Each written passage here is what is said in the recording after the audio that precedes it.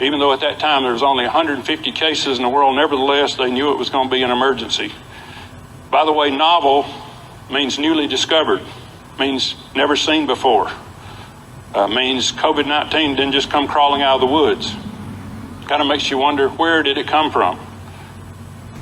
January 31st, President Trump orders a travel ban on anyone traveling from China.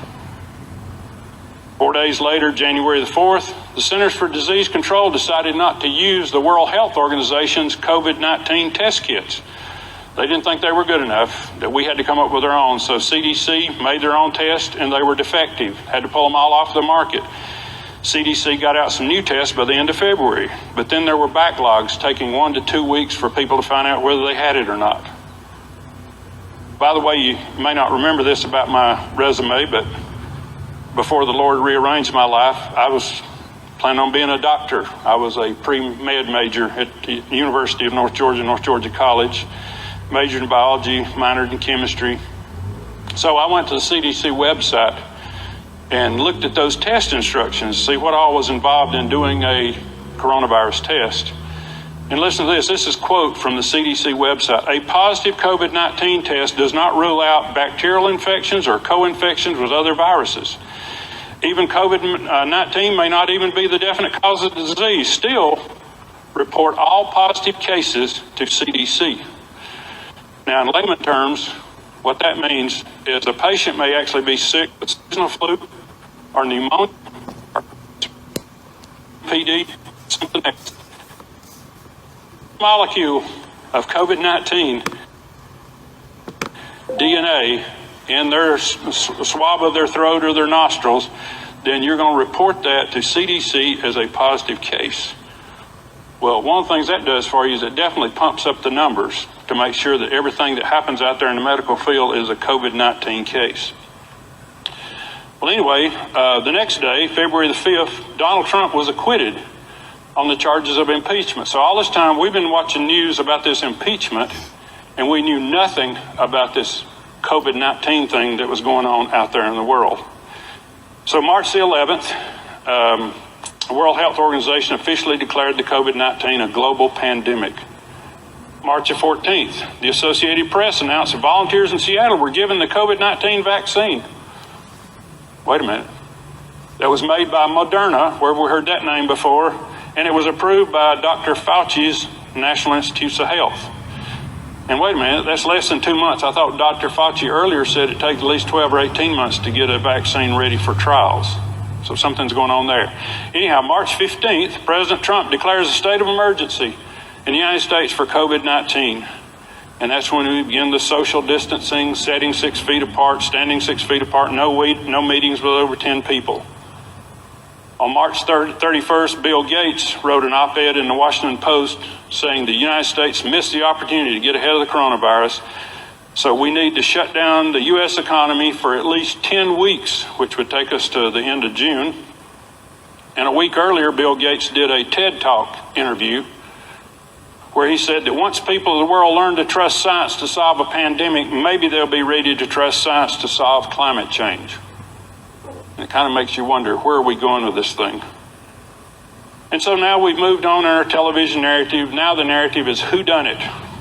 Where did this COVID-19 originate? Chinese leaders are saying that the United States military who attended the World Games in Wuhan released it as a bioweapon against China.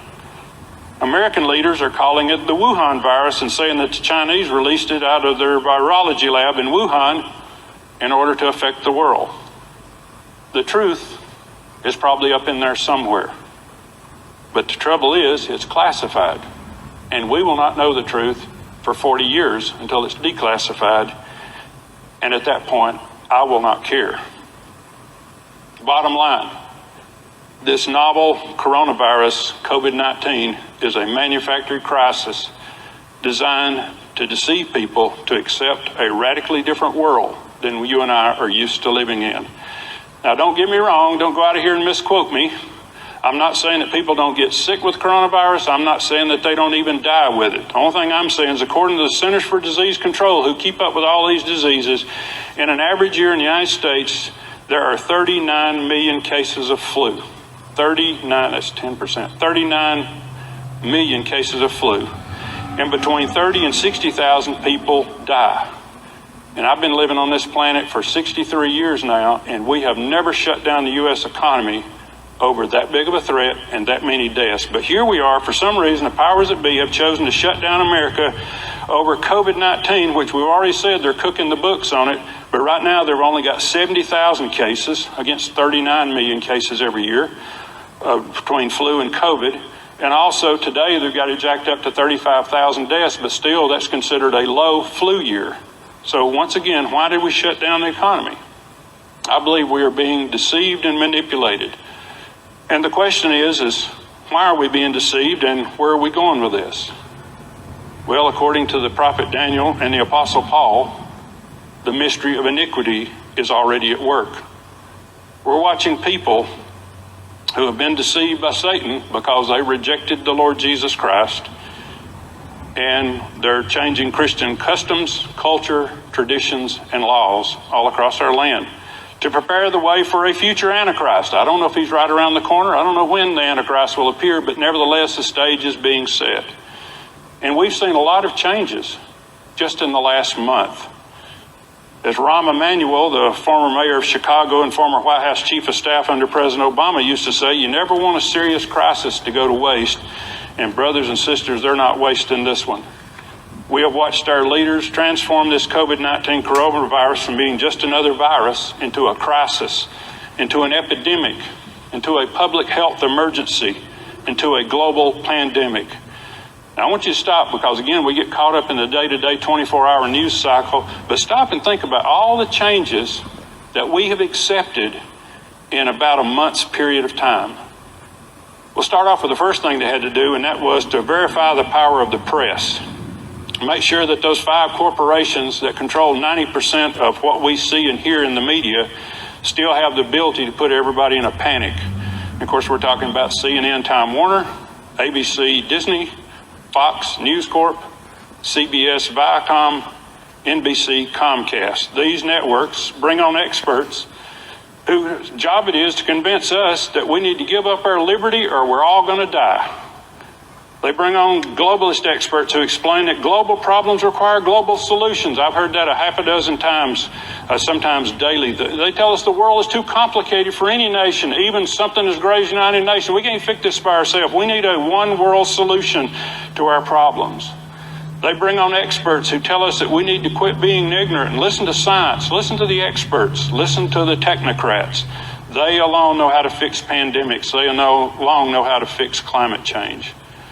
Another one of the great changes that we've seen that I've never seen in my time is called social distancing. 6 feet between individuals, no gatherings larger than 10 people, order people off the streets and confined to their homes.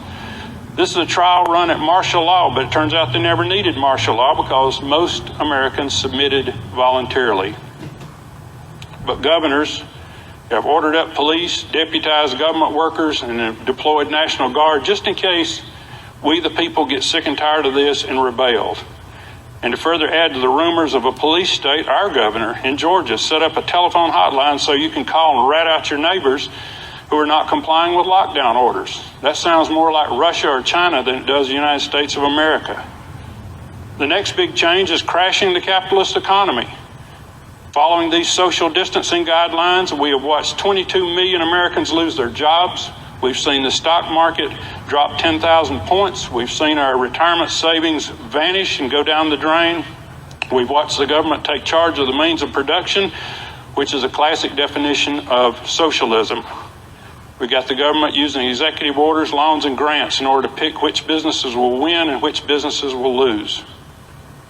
Another big change that's come out of this is they've made the church irrelevant, or should I say more irrelevant than what we already were.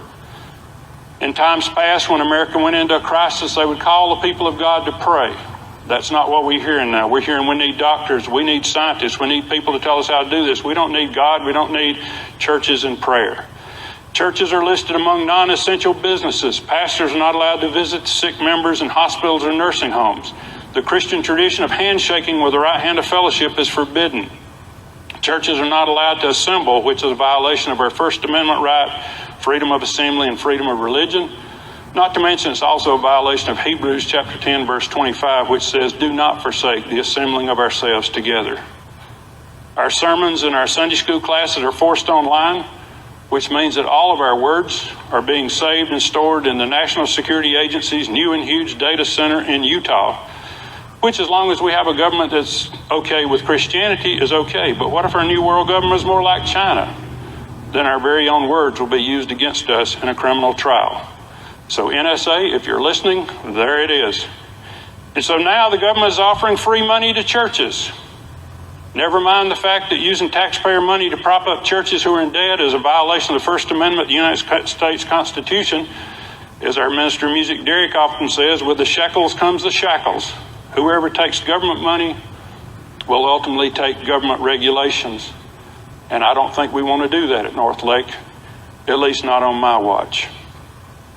Another change, cashless society. This is one of the globalist dreams and has been for years to get rid of cash, use digital currency to